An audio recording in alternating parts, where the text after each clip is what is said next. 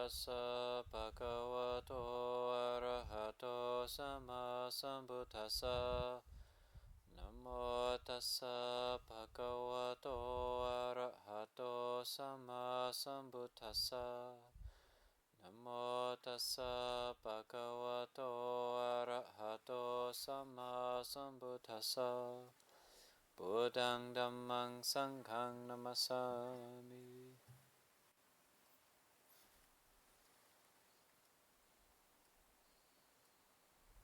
So I ask permission from the sangha and from the lay community to say a few words on the occasion of Asalha puja 2018, July 27th. So today, this year, Asalha puja falls on Longpa Sumedho's birthday.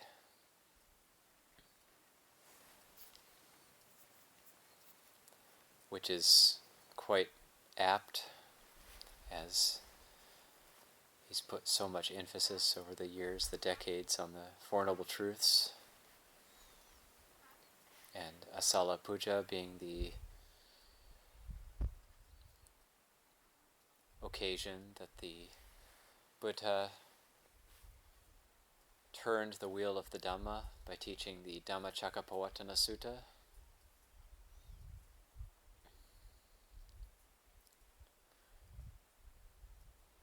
Also, currently there's this sense of cooling, that it was hot out today, and now it's becoming cool.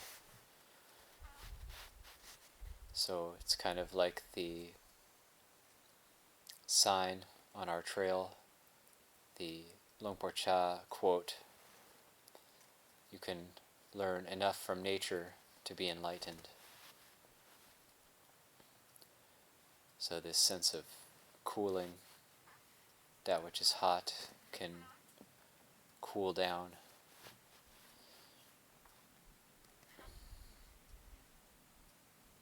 Or that which is dark can be illuminated. That which is upside down can be turned upright. That which is the mind which is impure can be purified.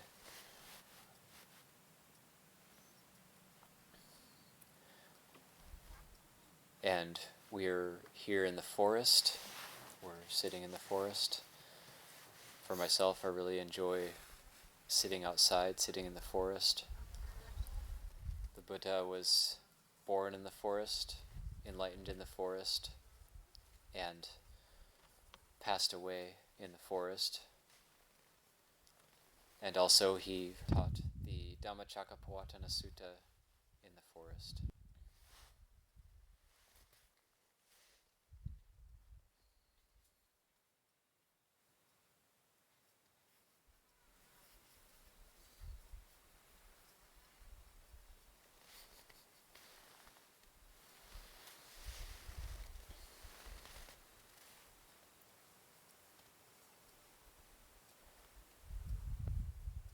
Actually, throughout the Buddha's 6 years of striving as the Bodhisatta, or we say the Mahapurisa, the great being, the great one, who decided to go forth from the home life into homelessness and decided to practice seeking the path to liberation.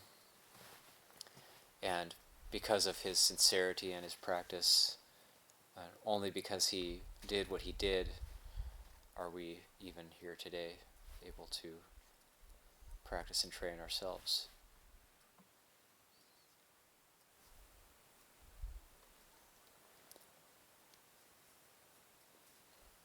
So, for the first part of this talk, to highlight the compassion of the Buddha.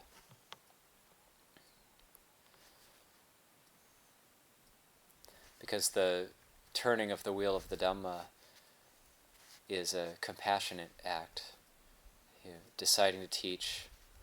So it's said that after the Bodhisattva was enlightened and became the Buddha, his mind was inclined to not teach, that it would be too subtle, too difficult to understand, and he thought, how could anybody understand the subtlety of the Dhamma, which even I found hard to reach? So even the Buddha, with all of his parami, that found it difficult to see the Dhamma.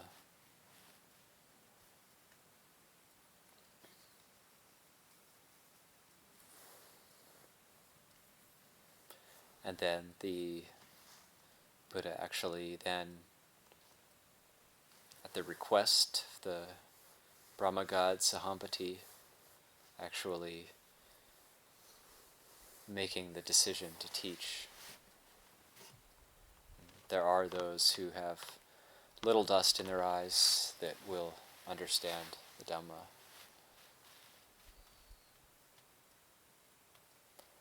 So just that whole process there is interesting to contemplate,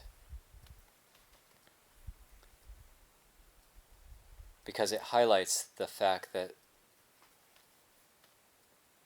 the Dhamma is profound, and it's something which isn't apparent at first glance, or just reading a few teachings. It isn't apparent, but it takes like a internalization, contemplation, a study and an application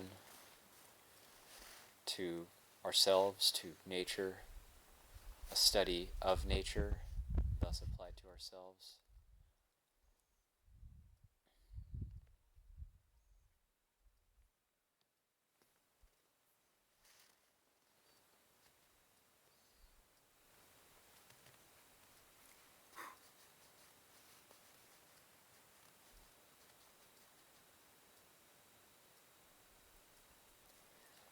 And yet,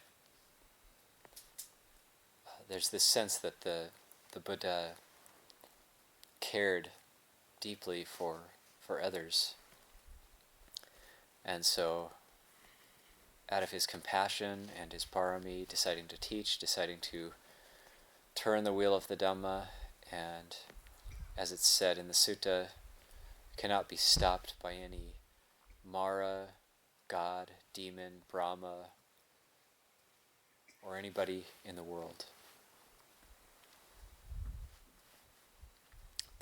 Once the wheel of Dhamma is set rolling by a fully enlightened Buddha, it can't be stopped by anybody in the world. And it keeps rolling through time.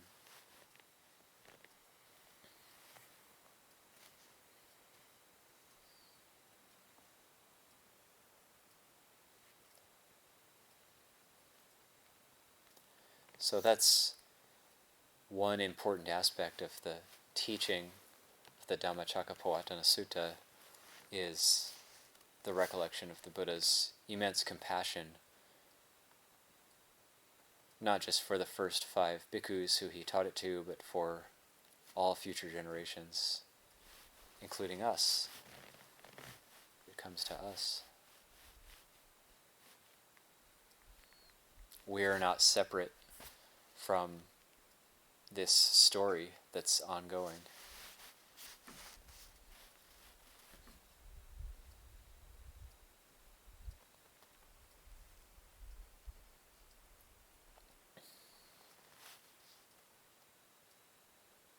Or say, we're not disconnected from this story that is still going. This living sutta, which is still happening, still being written. The story is still being written. So the sense that the Dhamma wheel rolling through time is like a dynamic thing that's happening now.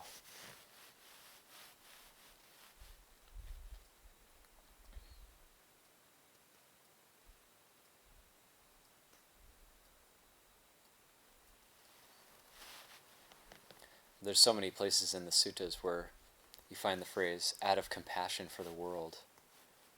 So the Buddha doing something out of compassion for the world.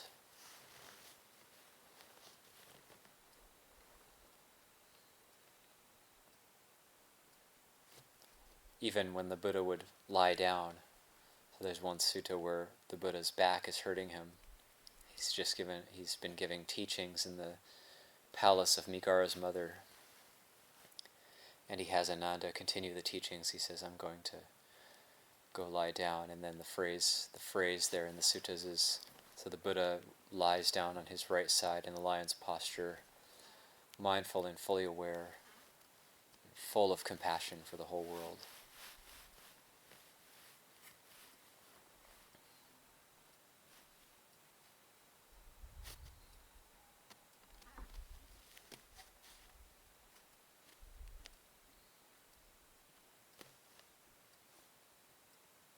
So,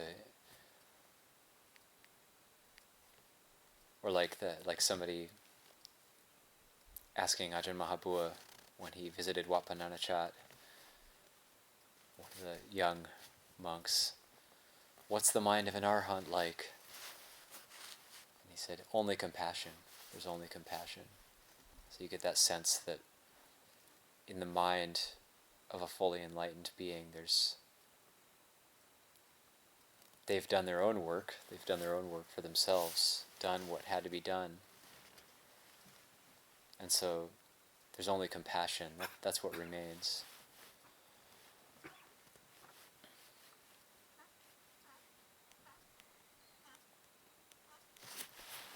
So there's like this sense of the wheel of the Dhamma being turned out of compassion for the world, out of compassion for all beings of that generation and for future generations.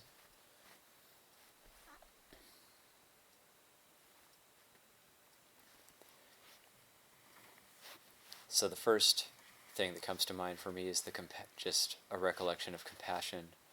And the second thing that comes to mind is a recollection of refuge, as up to that point there was the refuge of Buddha and Dhamma, but then the turning of the wheel of the Dhamma and the attainment of stream entry by the Venerable Kondanya, then the sangha is born into the world. And so the triple refuge is complete.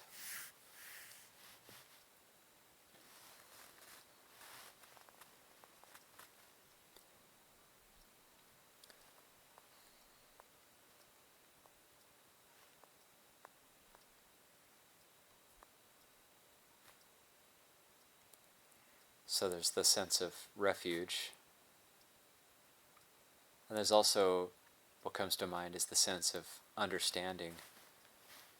What happens when we understand something? So like to understand what understanding is, we could think of, say we're learning Thai, and we listen to somebody speaking Thai, and we understand some of the words they're saying, and we don't understand some of the other words that they're saying. And they keep speaking, and then there can be a time when suddenly we can follow what they're saying, we understand what they're saying. So that can give a sense of what understanding is.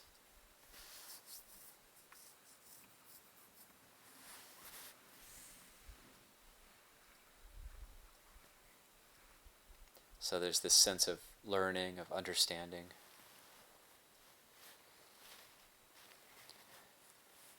So the Buddha is giving this first teaching that he's formulated from his enlightened mind. And at a certain point during the teaching,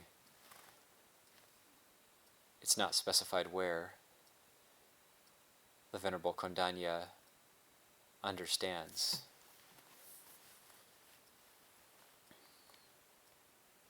And the Buddha, at the end of the teaching, recognizes that and exclaims that he's understood. he got it.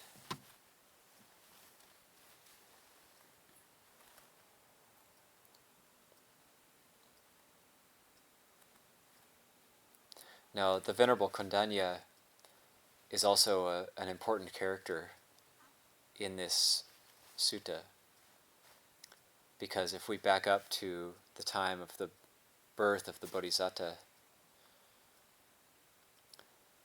there were a number of Brahmins who were called to the palace by the Bodhisatta's father, King Suddhodana, and they were asked to give predictions for the direction of the life this baby Bodhisatta was to take. So, of course, seeing the marks and signs of a great man, and as the story goes, many of the Brahmins,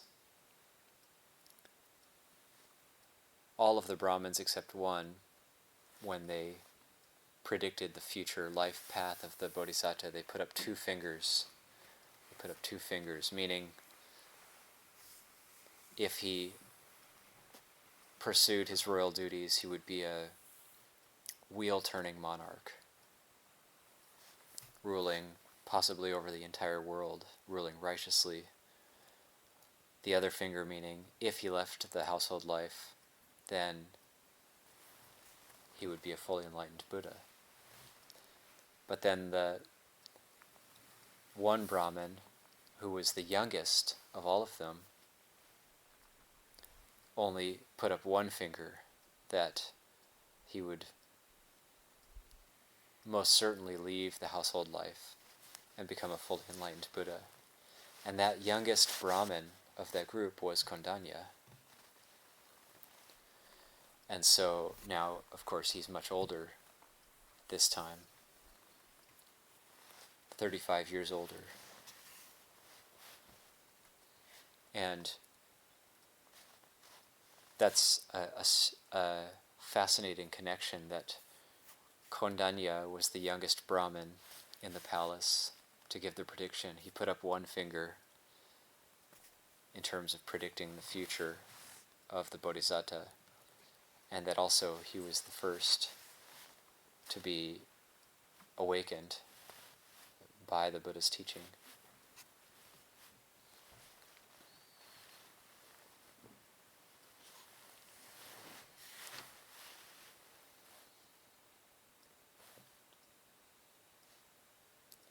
So, how did the Buddha formulate his teaching?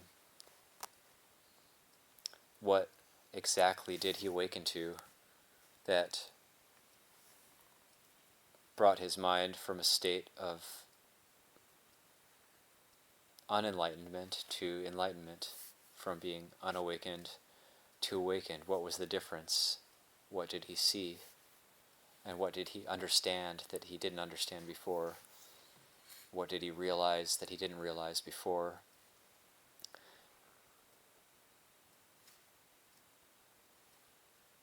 So he formulates the teaching of the Four Noble Truths. So he takes this problem of dukkha,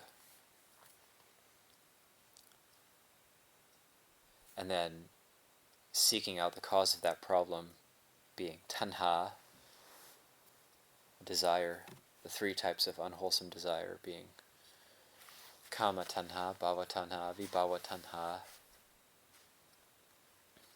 Kama tanha being sensual desire, bhava tanha, the desire for becoming, vibhava tanha, the desire to not become or to be annihilated.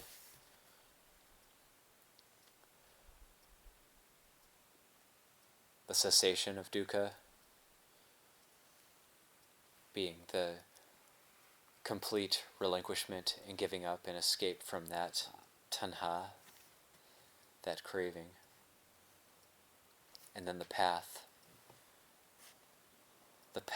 that he followed to reach that realization of the Four Noble Truths.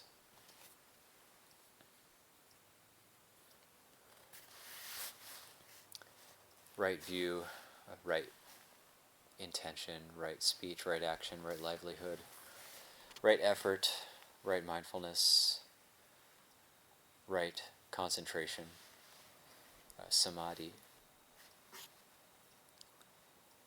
And that's the path that then came together. When that path was complete, when that path was unified, then he awakened.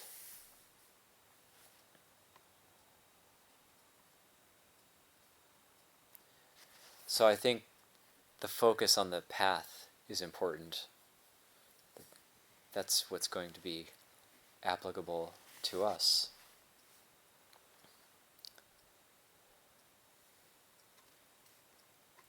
Right view being both of two parts, mundane and supermundane right view. The mundane right view being there is mother, there is father, there is this world, there are other worlds that we can't perceive or see. There is the results of good and bad actions. And there are ascetics and Brahmins who have realized Nibbana, a realized release from dukkha. That's the mundane right view. And then the supermundane right view being there is suffering. There is this thing, dukkha. There is a cause, there is the cessation, and there is a path, and that these things actually do exist. Right thought or right intention, samma sankappa. That's the intention of renunciation, meaning the intention of escaping from sensuality, the intention of non-ill will. So we could say that's loving kindness, the intention of non-harming or compassion. We think of it in a positive way. It's renunciation, loving kindness, and compassion. Right speech being fourfold. So that's the refraining from telling lies, refraining from harsh speech, refraining from divisive speech, and refraining from idle chatter. Right action being threefold. That's the refraining from killing living beings, refraining from taking that which is not given, refraining from sexual misconduct, or in the case of renunciates, refraining from any kind of sexuality or sexual activity. Right livelihood. There's right livelihood for lay people and right livelihood for monastics, bhikkhus. For lay people, it's any livelihood which doesn't harm others or doesn't deal in intoxicants. For bhikkhus, that would be the alms round and purifying our livelihood or the way we receive offerings through not hinting for offerings, not trying to get offerings through giving something else ourselves, hoping to get more in return, not belittling, not pressuring. So that's a purification of livelihood or right livelihood for bhikkhus. Right effort being fourfold. So that's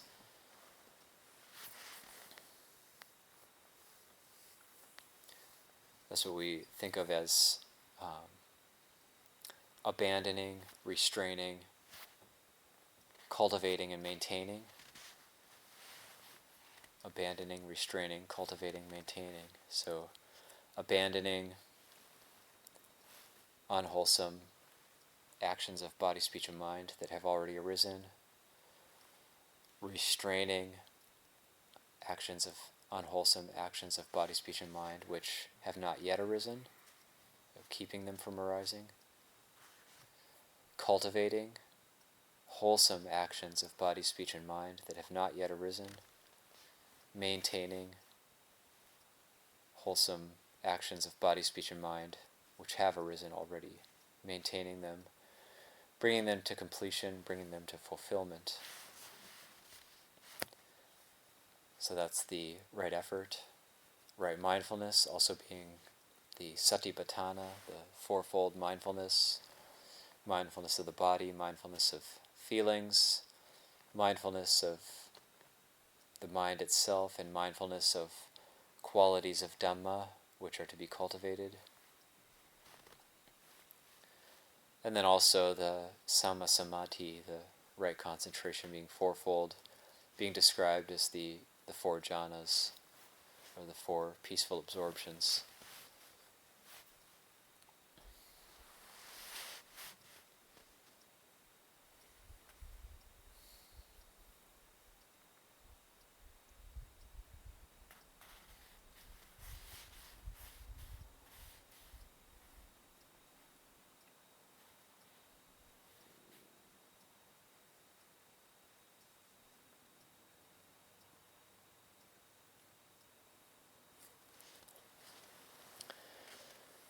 Then there's also the sense of the Buddha's diligence in his practice. So he said that these things arise in one who is diligent, ardent, resolute.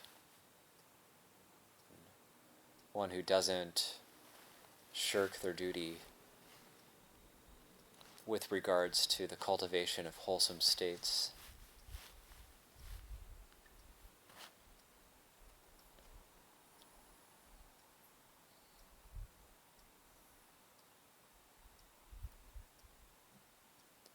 And you also find in the great disciples of the Buddha who attained enlightenment after him that part of that phraseology of when they attain arhatship, done is what had to be done. There's no more coming into any state of being. And then it follows with, as happens for one who is diligent, ardent, and resolute.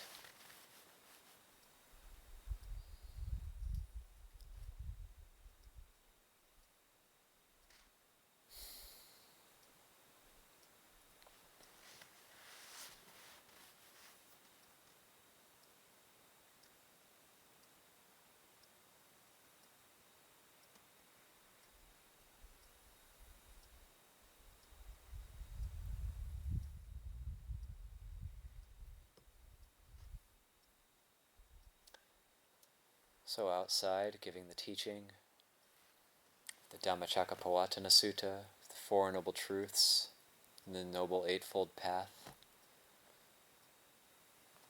And the Buddha then entered the first vasa at the deer park. So there he spent the vasa with the first 5 disciples, continued teaching them by stages, ending with the Anattalakkhana Sutta, discourse on not self, in which all 5 of them attained arhatship.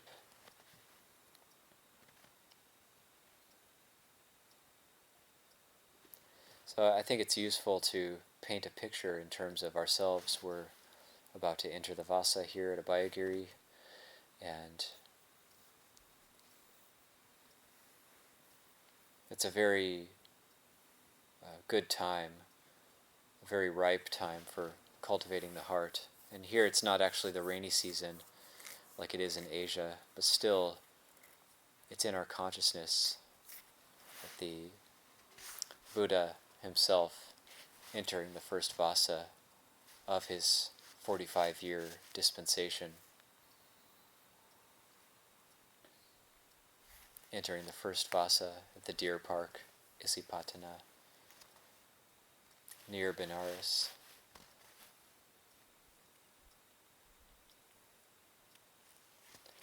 And when the wheel of the Dhamma is turned, another thing that happens is that then there's this resounding earthquake through the cosmos. We recite a very truncated version of the actual sutta, where we go through the different deva realms.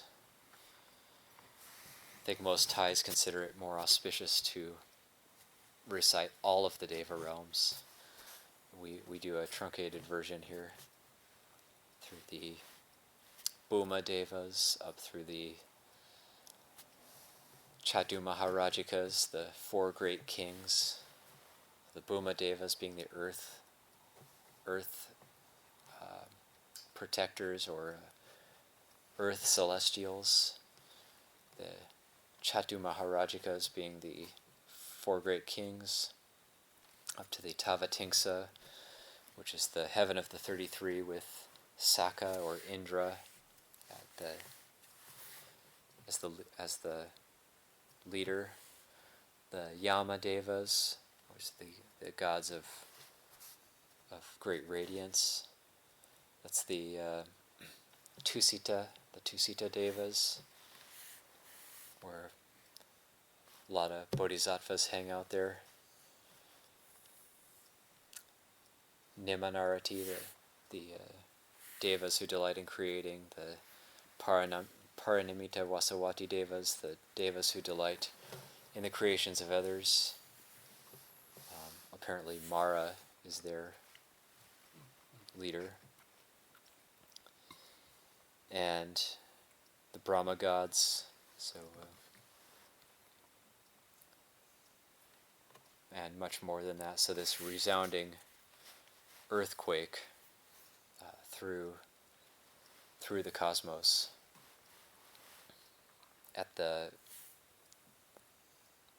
It's like an announcement.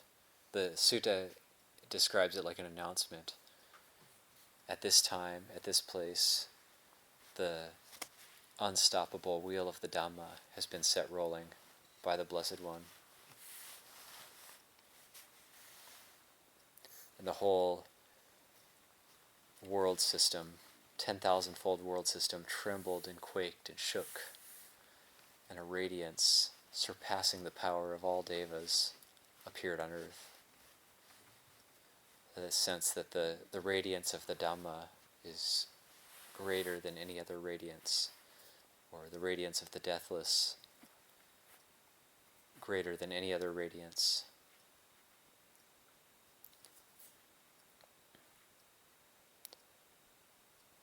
And I think that that's because of this sense that it shines not through space, but also through time.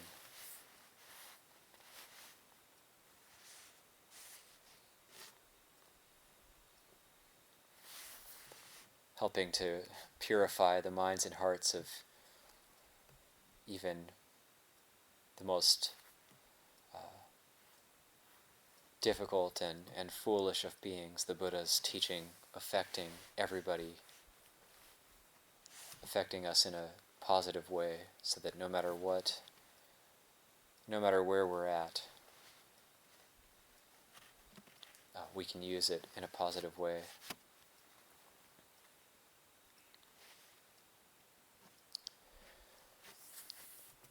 So these are just a few reflections on the turning of the wheel of the Dhamma and some of the significance of it in terms of a recollection of the Buddha's compassion, a recollection of refuge, a recollection of the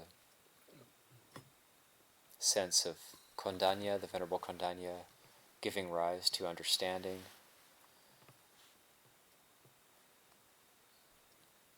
A recollection of the Buddha's great effort that he put forth in his own practice to become the Buddha. And these things can be helpful for us to recollect when we come here to the practice. And want to apply ourselves and cultivate our hearts to the realization of the Four Noble Truths, and to see the path more clearly, to walk the path in a way that's going to lead us in the correct direction towards the Dhamma. So I'll leave that for this evening.